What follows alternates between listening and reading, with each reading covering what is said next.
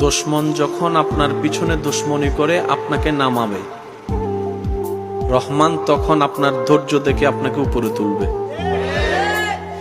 কাউকে যদি দেখেন আপনার রিজিকে হাত দিচ্ছে, আপনি মনে করছেন আপনার রিজিকে আপনার ভাগে হাত দিচ্ছে, না, সে তার রিজিকের মধ্যে নিজের রিজিকে নিজে হাত দিচ্ছে, নিজেই নষ্ট করে দিচ্ছে।